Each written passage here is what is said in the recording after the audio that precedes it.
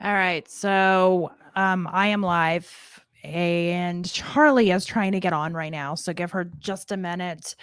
I will go ahead and pop this up here. I know you have questions, I don't have answers, clearly no manners, baby. I know you want it better, putting on the pressure.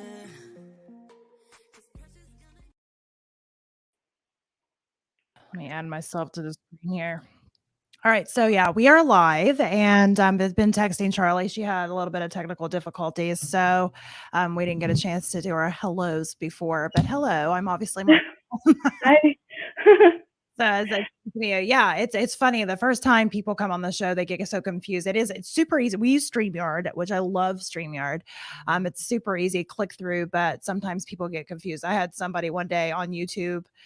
They're like, I don't know how to click on to join. I'm like, you don't do it through YouTube. It streams to YouTube. But so yeah, it's awesome to have you on. And Thank you.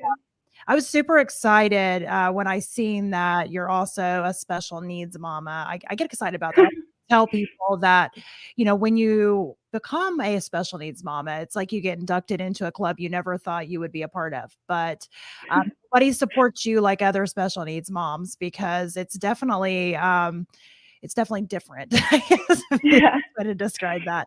So I'm going to let you hop in and introduce yourself while I share this out the rest of the way. And that way people know who Charli is and what you're all about.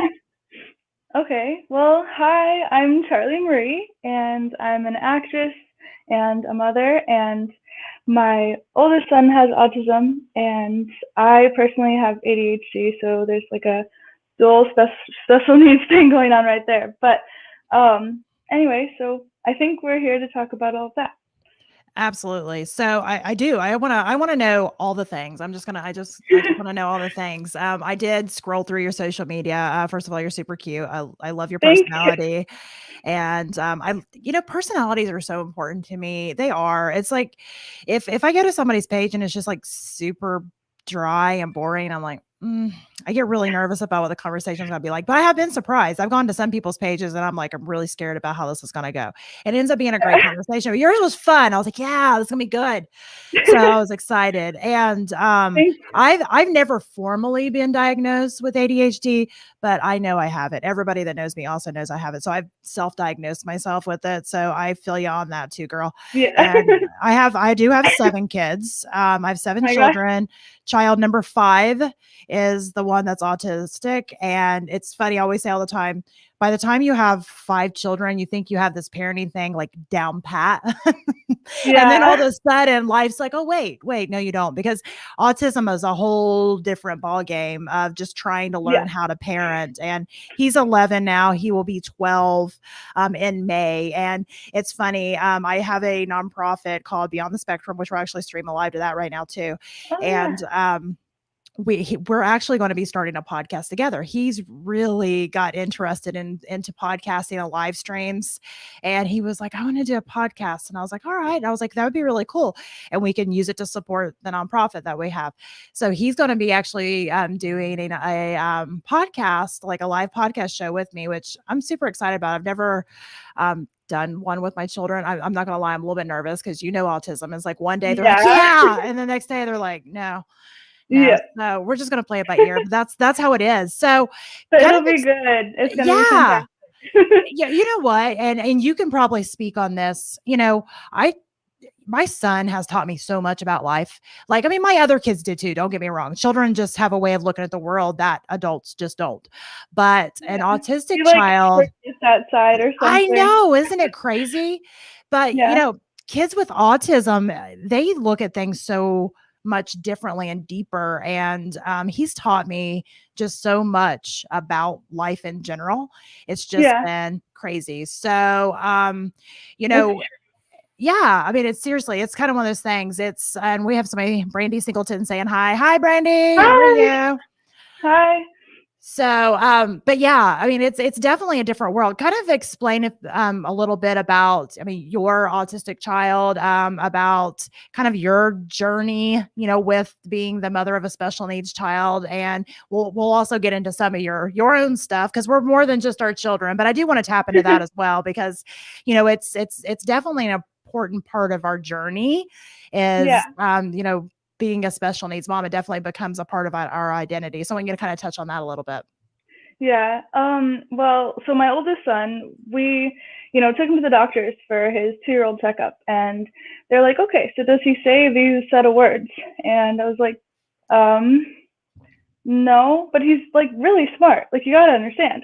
And the doctor was Yeah. like, no, I understand, but let's just in case, let's take him to this developmental pediatrician, and you can just talk to them about the words he says. I was like, okay. And, like when you're a first time mom, you're just like, I need everything to be perfect for my child. And like, so I Yeah. was like, okay, let's make sure we do this right away. And I was a little nervous what this would be about. And so they, I talked to the pediatrician and they said, listen, we think it's possible that he could be on the spectrum. Let's do a couple of tests and, a couple of different like behavioral type tests and these things and see if he does. And I was like, okay. And I had been concerned that he wasn't talking yet, but since he was my first child, I was like, maybe it's normal. He'll just start talking later kind of thing. And Absolutely. I grew up with like 8 little brothers and sisters. And so I was used to them talking, but I didn't remember exactly when they started talking. But I did notice that around other kids, he would talk more, but he'd also get upset about things socially that the other kids wouldn't. So anyway, this whole testing happened and they said, yes, he is autistic. And so, you can either basically kind of teach him on your own, or we can help you like through this process. Or if you want, you can get him set up in like a program where teachers come to the house and help him, do blocks or something for like social skills. Yeah. And so we started that and we got him into like a preschool sort of thing. And then through all of that, by the time he was in first grade, he was in his first completely normal neurotypical class. And he functions completely like fine. Like there are a couple of little things that if you really know him, you can be like, oh, he's upset because of like, a specific, like, because autism, it's very much, with all children, it's important to have consistency. Mm-hmm. But with autism, patterns are super important. And if a pattern breaks, it's like devastating. Like, it's like, we need that pattern to exist forever, Yeah. And so. How old's your son? How old is he? He's 7 now. He's Okay, 7. I'm sorry. My daughter's 7. No. Her birthday was a couple days ago. Yeah. He's 9. 9. Their Okay. birthdays are so close together. I can't. No, I get it. Now. No, but anyway, so he was in like normal classes, but then there were a couple of things like he would need the weekly calendar to know, if we're doing art on Friday and PE on Thursday or what. Mm-hmm. And then if the teacher changed it last minute, he'd get upset. And he came to me one day, and obviously this was before COVID and all that. He came to me one day after school and was like, Mom, what do you do when you're upset? Like, I don't know what to do. And I was like, and I mean, okay, like, I'm an adult. I should know the answer to this. I'm Mom. I'm supposed to know everything, right? And I'm like, everybody handles this differently. Like, what do I say to you? And I wanted to say the perfect thing for him. And I was like, honestly, honey, everybody handles it differently. And like me, I put the music on really loud and try to just like get out of my head for a few minutes, And I was like, some people, like, your dad does push-ups, like, like, I'm like, so whatever it is that makes you comfortable, you could scream into a pillow.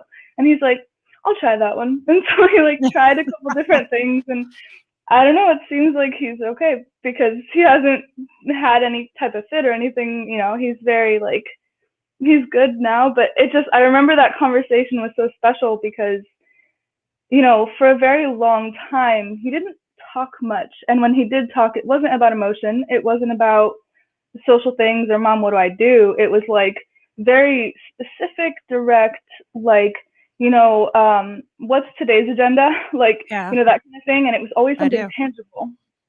But this time it was like, hey, Mom, how do I, handle this emotion? And I was so touched. I was like, you're asking me about something that's like, such a difficult topic, and you're talking so well about it. And it was fantastic. And now he's very good at like communicating now, and, being like, oh, I'm frustrated about this or whatever it is. And then, I'm like, okay, well, if you want to scream into the pillow, or you want some music, or how do we resolve this? Because we can't keep this pattern this way. We have to change it. But, we can handle the emotion a different way. And it's like, it's really gotten like really good, actually. Yeah, well, and I think you gave him some super good advice, because I mean, we do all handle emotions differently. And, I explain to people when I'm trying to explain autism to people that don't live it every day, I always explain it like a language barrier. Autistic Yeah. children, people, they speak a different language. They just naturally speak the language of autism. So, you mentioned that, he didn't talk about a lot of emotional things. And, Mhm. that's super normal because they don't understand that side of things. They learn it as they get older. I know with my son, he's got so much better at verbalizing, his emotions, but that's been Yeah. something that we've had to teach him. Yeah. He wasn't naturally born knowing how to express a lot of the emotions or recognize those emotions in other people. That was something he's learned. He's 11 now. So he's learned, oh, when they make that face, that means this, or oh, when they say that, that means they're upset. It wasn't something that he knew when he was younger. So, a lot of these children, when they're younger, that's the reason they throw all these fits, these autistic fits, quote unquote, that we see, is because they're so frustrated and honestly probably scared. I always say, think about if, you grew up in America, you speak English as your native language, and somebody just picks you up and drops you into the middle of a country that natively speaks another language, and their Yeah. customs are completely different with no preparation. Like, you have no preparation. You're just all of a sudden dropped in the middle of that country, no prep. So you'd be scared. You would have no idea what people are talking about. You would have no idea when they do that, it means this. When they do that, it means, that. So, I mean, it's normal for them to be upset and scared because they Yeah. don't understand what you're wanting, what you're saying. They can't put all those pieces together yet. And as they get older, that's the reason that a lot of times, those fits get fewer and fewer and fewer, because they start to figure out, oh, okay, whenever they say that, I'm supposed to do this. I got it. But then And then it when they're becomes a pattern. Yeah. exactly, it becomes a pattern, which is so important. And then, you'll also see if they get super stressed out or overwhelmed, they may revert back a little bit, and they may Yeah. start to freak out and throw a fit. But it's because, again, they're overwhelmed. They don't know what to do because that pattern has been disrupted. They've already figured out. That's the reason you were asking or saying about him asking about what day they did art, or, what day they did this. My son Yeah. loves patterns. He loves to know ahead of time. We have to prepare him. Like, we're getting ready to paint his bedroom. That seems like Mhm. not a big deal to most people. It's huge. It's a It's so huge deal. huge. And somebody that doesn't have an autistic child, they don't understand that, why, 2 months ahead of time, I'm saying, we're going to be painting your bedroom. We're going to have to paint your Yeah. bedroom, because there's so many things, we're going to have to move him out of his room during the time. Things are going to be moved around. The color of the wall is going to be different. So many things Yeah. that you have to pre-think just to mentally prepare them for what's coming ahead. So I know you It's a mentioned that you're, comfort go ahead. thing, I think. It's Yes. like the familiarity is like, that's what's so comforting. And the thing is like, when you're dealing with other people in a social situation, you kind of people naturally read each other normally, and it's like, you like, as an autistic person, you can feel the emotions that the other people are giving off. So you have a sort of response like, oh, I said something weird, but you have no idea what the weird thing is that you said, because you're like, okay, well, this hasn't happened before. They're responding this type of way, and I have no idea how to fix it because I don't know what I said. And it's like the most frustrating, confusing thing. It's like you said with the being dropped off in a different country. It's like, or with a different language. It's like, wait, so somehow I made them feel this type of emotion, but well, they're giving me this emotion back. How do I respond to this with like what happens with this emotion? Like, what is this even emotion? And it's just so like, Yeah. so the familiarity of everything around being like the same is just so comforting, because it's very, it's the thing you can go back to as a sort of security blanket of well, I always know that my pillow will be here, Absolutely. and that sort of Absolutely. thing.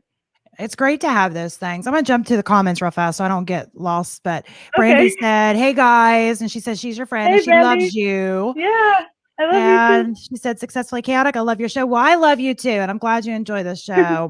My cousin Roger said, "Woohoo! Hey cuz." It's my cousin. Psychedelic podcast. Tina said, "Beautiful ladies." Thank you, Oh, I didn't even brush my hair. I wasn't even feeling cute, but thanks, Tina.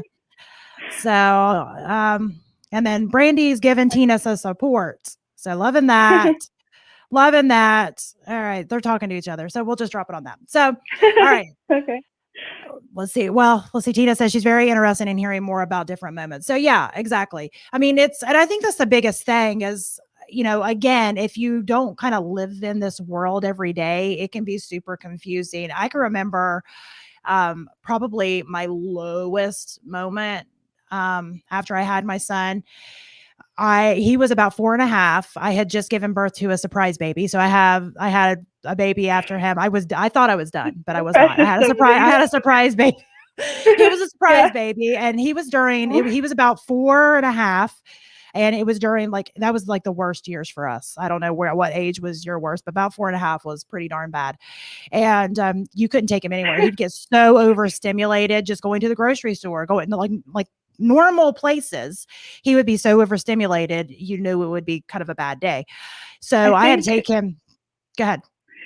I think just a lot of people like overstimulated. It's like what, Yes. but it's the thing is it's very, very, like every little, like even just like if my hand's sitting here and I accidentally graze my hand like this, it's like, oh my gosh, I just touched my hand. Like, and it's like such a big thing. And it seems like nothing, you're touching your own hand, but like you can feel every sense 1,000 times more than like, I guess, neurotypical people. And so everything, like it's really bright in a grocery store, and like you can hear the carts, you can hear the little tiny squeaky wheels.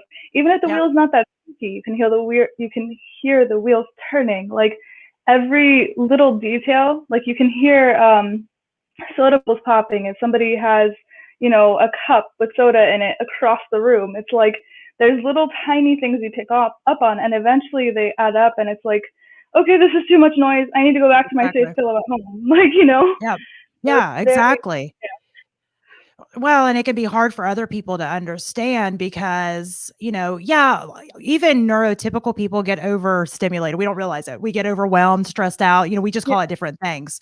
But with autistic children, their senses, like you mentioned, are like in sensory overload all the time, that even the littlest thing can be just too much. It's like, oh, no, no, no, no, no. I don't understand what that is. I don't like this feeling. I don't know how to process this feeling. I don't know what this feeling is, all the things. So, yes. Like, wait, where are my sunglasses and my hoodie? Like, exactly. So I can kind of dim everything down a bit, Exactly. Yeah. And with him at that age, he was 4.5, he just threw the biggest fit. And I remember I was in line, had a newborn baby, and the line was like backed up, and he's throwing this fit in the floor. So I'm trying to hold him from hurting himself. I got the cart, got a newborn baby in the carrier. And of course I was nursing. So the baby starts crying. Well, I don't know if you ever nurse, but you know what? It starts to happen. So I'm like leaking milk down my shirt. So I'm standing there in a sopping wet shirt. Like, he's throwing a fit. I've got a newborn screaming. I'm exhausted because I just given birth not very long before that. And I was just so overwhelmed and then there was this person next to me who I'm sure was very well meaning, but his comment to me was, this is what's wrong with the world today, that people don't think about disciplining their children enough. And I was just like, oh gosh, it's just comments like that, but here's the thing. Painful. Yeah. Yes. But here's the thing, if I rewind myself back to before I had my son, if I seen a kid throwing a tantrum in the line, I might have automatically just assumed they were a brat. They were spoiled. They were throwing a tantrum. I may have, I don't know.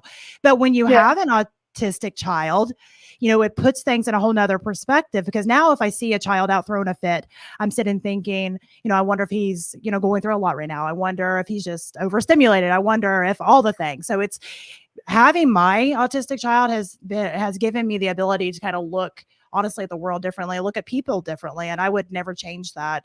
As far as like with your son, I'm sure you've gone through your low moments. Oh yeah.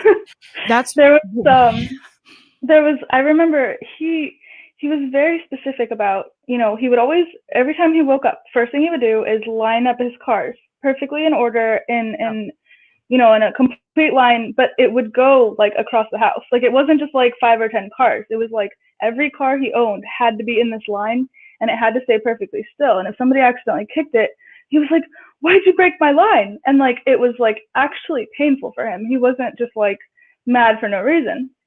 Anyway, I'm a single mom and I didn't really bring people around that much except for like, if I needed extra support, I would like maybe bring a friend over or something.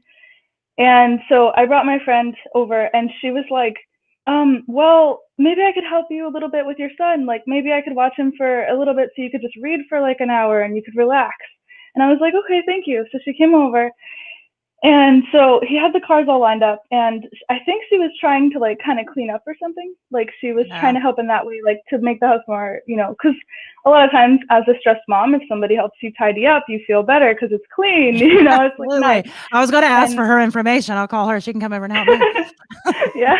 Well, it was when I lived in New York. So if you live in New York, maybe. Darn. I don't. So close. So she starts like, picking up the regular toys of his and putting them in the bin. And then she starts picking up the cars and she's like, come on, sweetie, come help me pick up these cars. And he's like, wait, you're moving my cars. Like, and he didn't say that. His expression was that.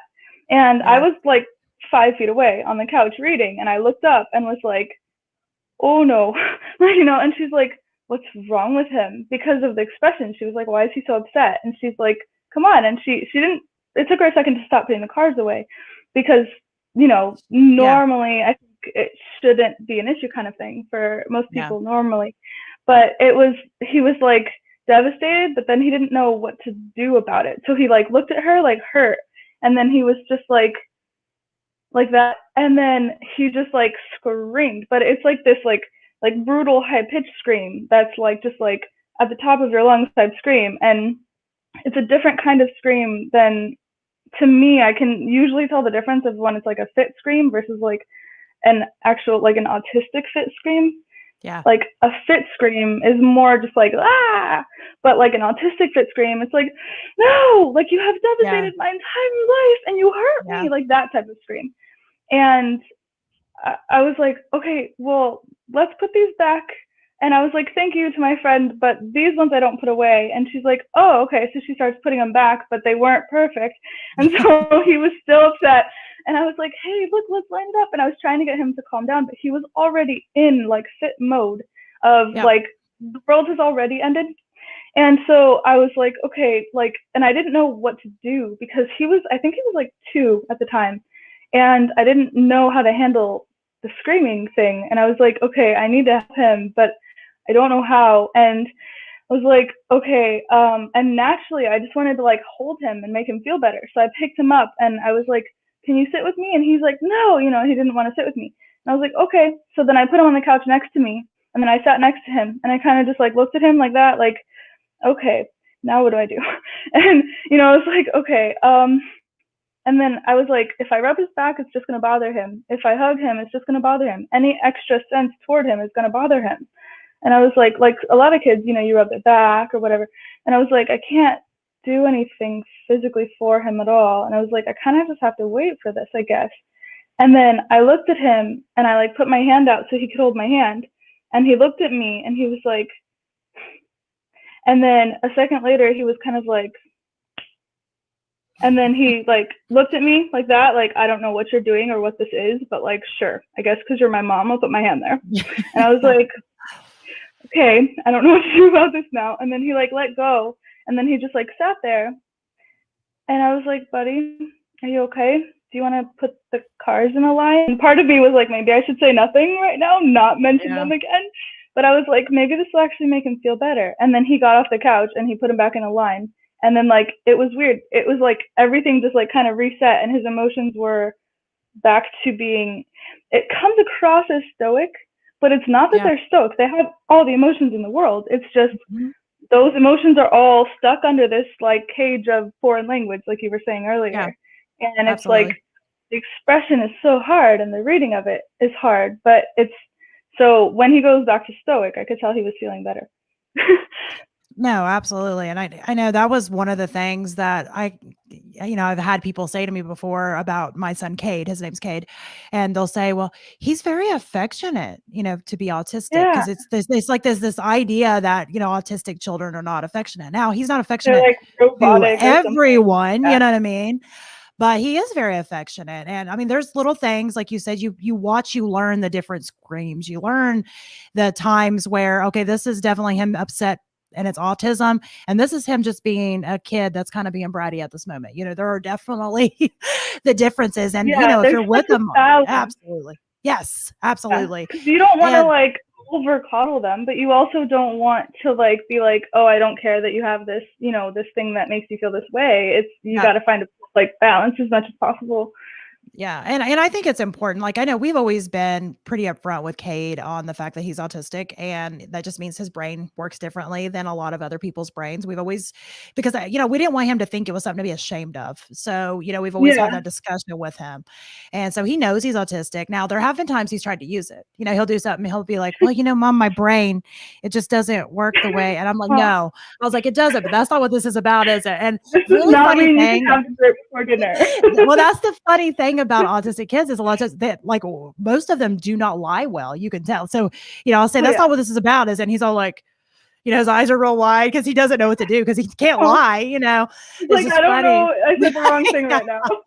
exactly. It's so funny that but they look at life in such a different way that, I always tell people that, people always say, "Oh, he's so lucky to have you as a mom." And I'm like, I'm lucky to have him, because I am a totally different person now since I've had him than I was Yeah, it's before. special. It's So like it is, it's, it's he's taught very me to look at interesting things different. too.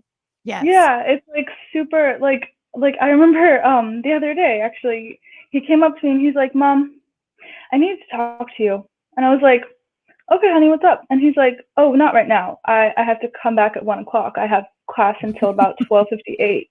And I was Yeah. like, "I'll be here," because it was just Wow. adorable how he said it. And I was like, "I'll be here." So then he came back. I'm assuming at exactly 12:58, and Yeah. I didn't look at the clock. But he's very, very amazing with time, which is Yep. awesome because like the ADHD doesn't have good Yeah. skills with time. Yeah. I mean, Yep. I set alarms and I make it happen, but like it's trouble. Anyway, so he came back and he's like, "So it's very important to me that we hug at least probably 7 times a day."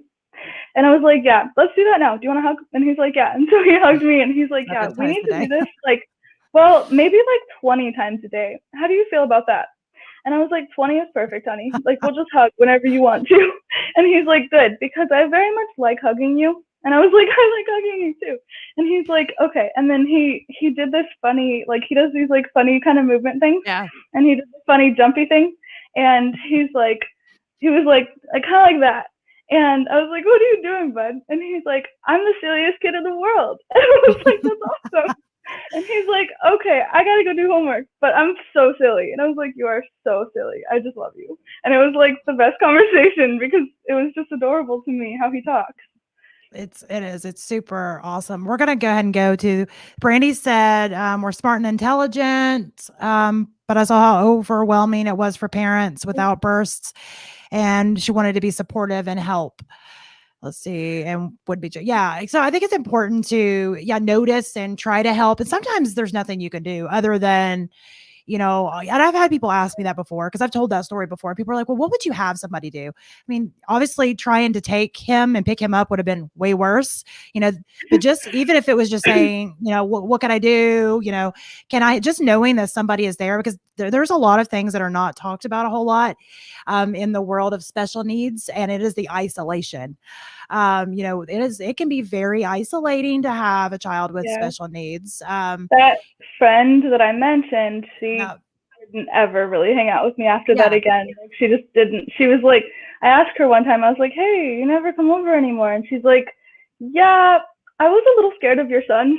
And I was Yeah, like, "He's not scary. Like, I think it it's just, overwhelms people, though. I think yeah, that's what it is. seems to." But there was a really special moment one time. Actually, it's happened quite a few times, but there's one in particular that I thought would be good to share to answer the question.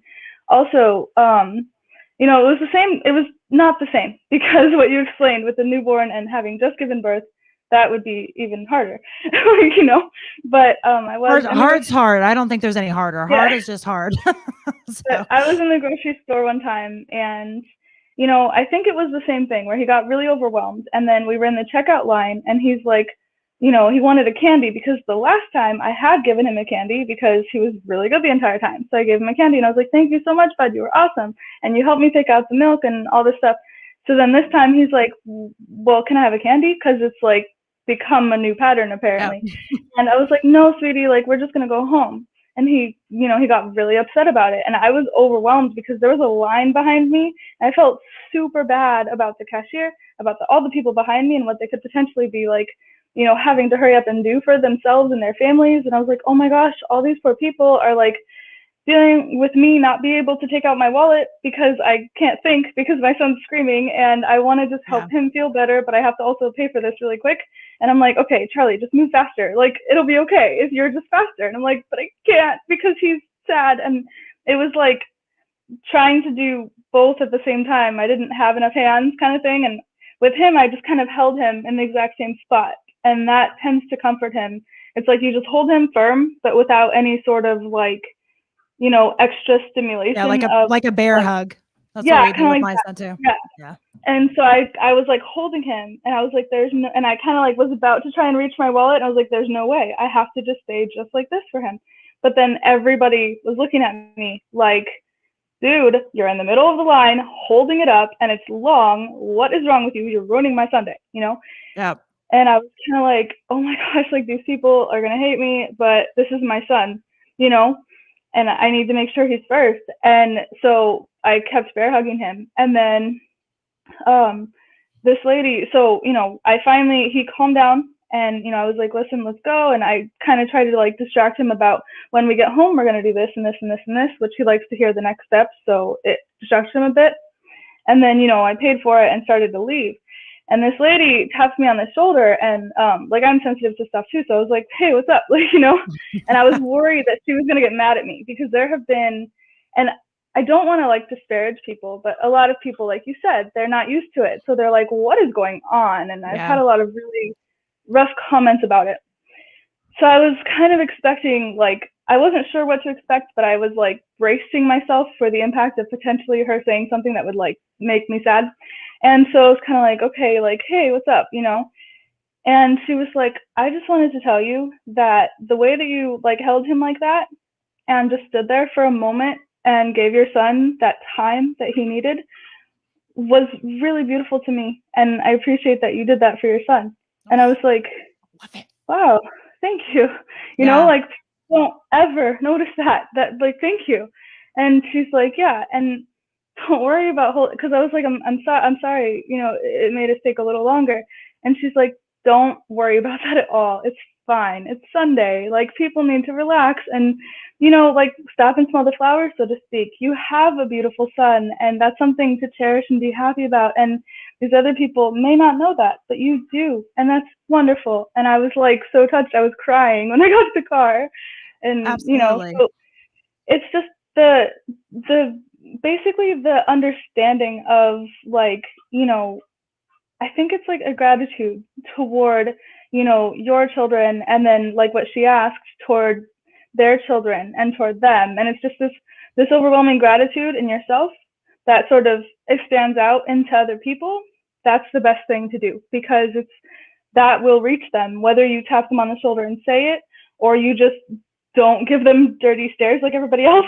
Exactly. Or, whatever it is, it's just that gratitude is fantastic. And it goes a long way because, all moms have their moments where it's like they can't take anymore. And you add another layer to that when you're adding in that these special needs. And, I can remember that the story that I was telling earlier about being in the grocery store, that was my lowest moment, not only because of the comment he made and I was super overwhelmed and stressed out, but I can remember having this thought of, if I was going to have a special needs child, why didn't he look the part? Because my experience before I had my son was Down syndrome. My uncle was Down syndrome, but see, Down syndrome has a face. You look at somebody with Down syndrome that's having a hard time, you're like, oh, they have Down syndrome. They're having a hard time. My son looks like most other little boys.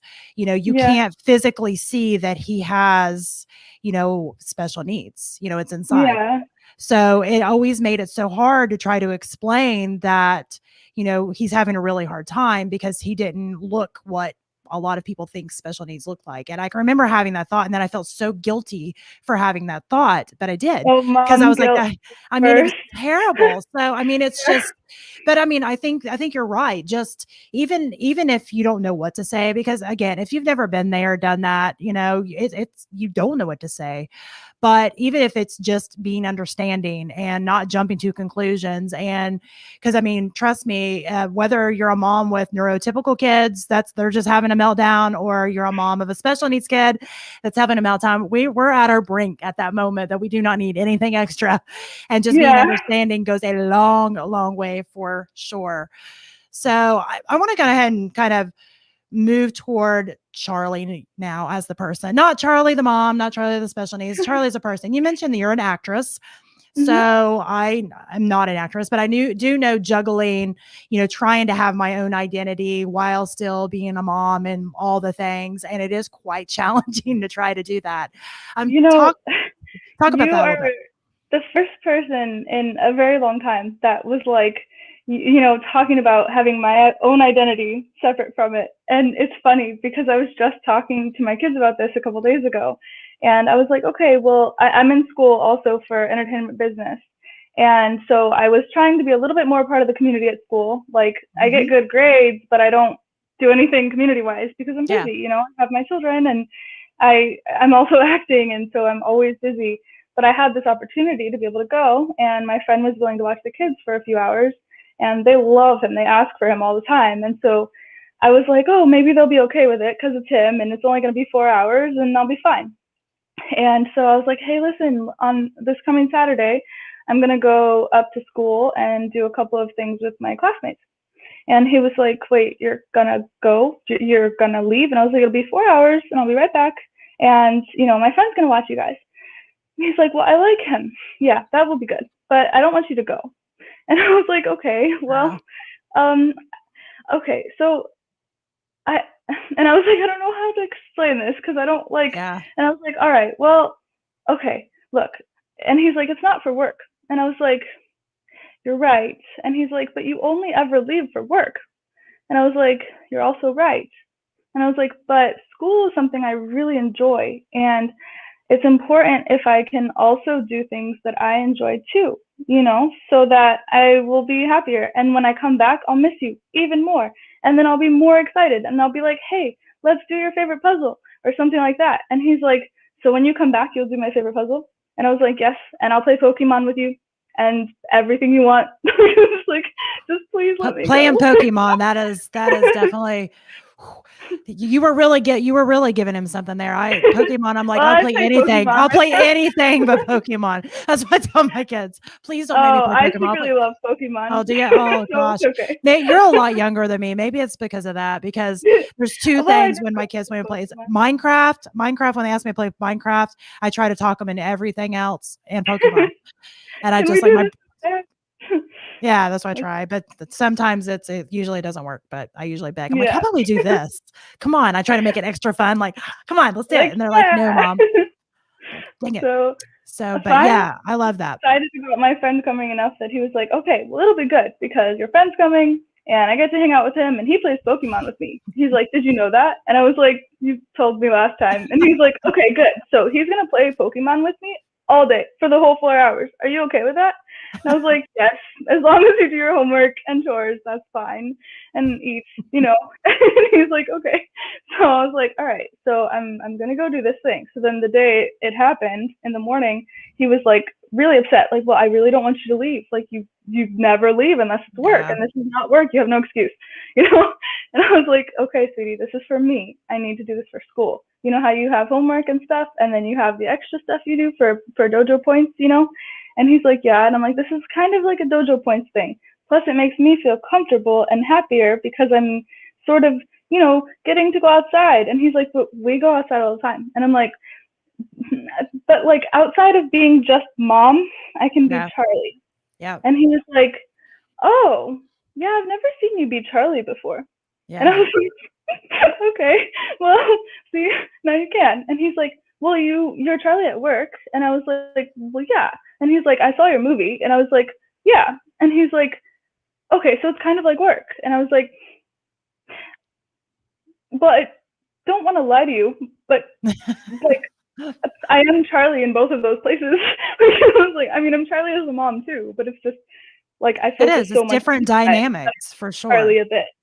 And he understood that part. He was like, oh, you're so much mom. You're so much just, my mom that you kind of lose the Charli part. And I was like, right. Yeah. So I'm kind of just putting that part back. And he's like, oh, yeah, you can go. I like your friend. And I was like, all of this. And I could have just said that, It's just funny. But You it never know finally what's going worked to out. make their mind work. So funny. Yeah, But it's like yeah, you try all the things and it finally works.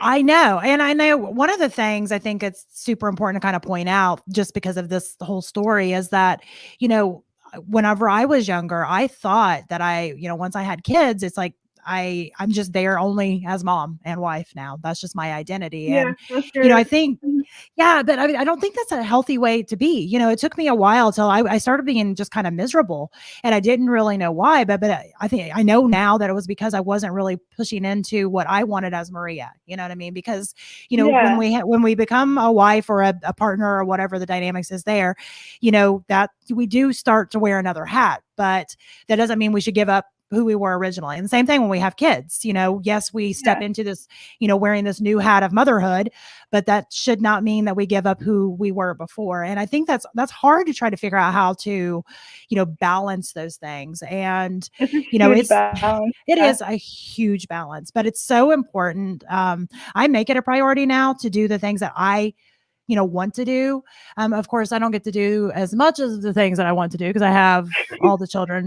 But Yeah. it's I would never change having them. They make my life like crazy, completely crazy, but also worthwhile. But it is important to go ahead and not lose your identity. I love that you're still acting. I love that you're really diving into things outside of just parenting. Let's talk about your acting career a little bit.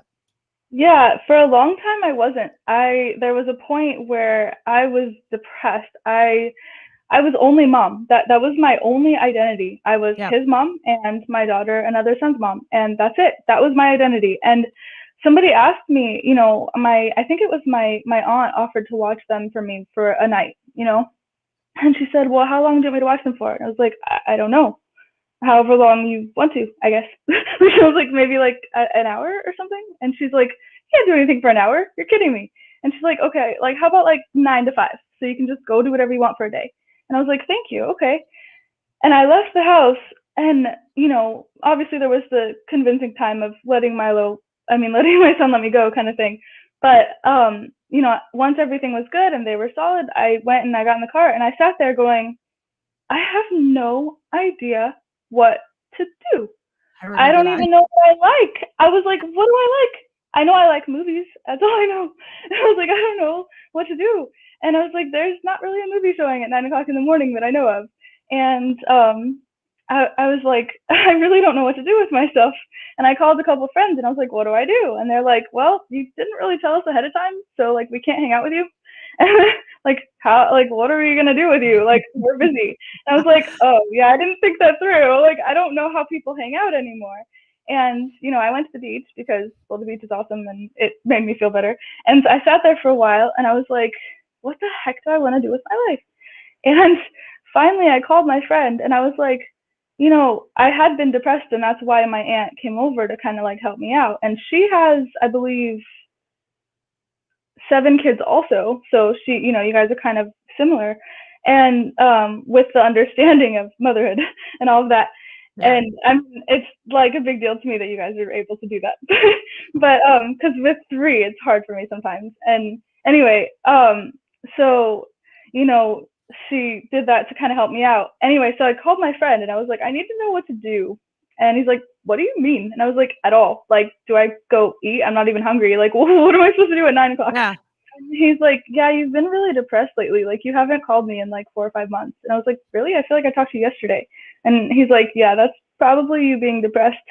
And he's like, well, what do you want to do? Like, what's your favorite thing to do? And I was like, act. And he's like, find a way to do that. And I was like, okay, well, but I can't do that at, like, right now. And he's like, you could just do a self-tape or something. And I was Yeah. like, yeah, that's true. And he's like, okay. Anyway, so, I thought about it. I did actually do some acting that day. And then I realized also, like, with work and stuff, like, I was just, like, always down. Like, my job was literally to teach because the hours were perfect fit for the kids' hours. Everything I did was completely identified by my children. And I remember, like, I like teaching, and, I was pretty good at it. But I remember thinking to myself, this isn't what I want to do forever. Like, I wish I could act. And, I called my friend again, and I was like, I want to act as my career. I think I've literally wanted that since I was 10. Like, I wanted that when I was a kid. I've always wanted that. And he's like, yeah, you did mention it when you were 10. And I was like, so, but how do you even do that? And he's like, I'm not an actor. I don't know. He's like, but if you want to, go for it. And then I started, like, Googling how to be an actor and all this stuff. And, for a while, nothing came up. And then I was like, no, I have to be smart about this. What am I good at that can make me figure out how to do this? Like, I'm very resourceful. And I was like, okay, well, and I started looking up stuff. And then I found an audition. And it was a Steven Spielberg audition for the new West Side Story, which new is relative. It was a while ago. Yeah. And I was like, I'm going to do that. And that was, like, kind of like shooting pretty high up for, like, my very first thing kind of thing. And I was like, you know what? Even if I bomb the audition, even if I'm awful, I want to at least do it so that I can say I did it to myself, and I can look myself in the mirror and be like, you know what? I did this. And I didn't make it. I did the audition, but I didn't make it. It was a singing audition. You go in and you sing, and I did not have a voice at the time that was good at all. And, so I was a little bit, like, it was a little bit of a hit that I was rejected for it, even though I knew I would be. It was like, no, what if I could have done it, Yeah. But at the same time, it was, I knew, like, for the, the production, like, that I was not the fit they needed. They needed somebody else that would fit what they need. And so then I was like, okay, I'm fine. I wasn't a fit for them. Let me try a different one. So then I started researching, like, student films and indie films. And, I came across an audition for, I think it was Maybelline, Molly and Me. And they said, it was actually, there was an audition for it, I believe. And then, I went in and auditioned, and they said, do you want to be, like, the neighbor, like the comedic relief? And I was like, sure. And so I did that, and that was my first thing. And then, after that, it's just like I hit the ground running. I kept doing stuff. And it honestly is my sort of, like, like, I have my, my children, and I take care of them, and I always put them first as much as possible. But this is, like, the second thing that I can put first that also, like, gives me, it's like a breath of fresh air. It's like, my children give me a breath of fresh air in one way. It's like a joyous type of thing when, you already know, when you see your children and you see them growing and they're wonderful and beautiful, and you're just like, I love you, And then when you're acting, there's this vulnerability that you express that just feels so good to be able to express. And it's that feeling is like, it's the opposite breath of fresh air. It's like, those are my two main, like, that's my life. Like, those are my favorite things to do. And so that's what it became. It just became, work and my family. And that's kind of why he was like, if you're not here, you're working. What do you mean? Yeah, that's the only two options you have, Mom. Right? Yeah. It's also fun. It's funny when kids start to realize that you're more than just mom. I have to tell them, while I go through the same quote, I'm like, I'm not your maid. I'm not your chef. I go literally down the list because I love my kids with all my heart, but they also drive me completely to the brink of just completely going insane.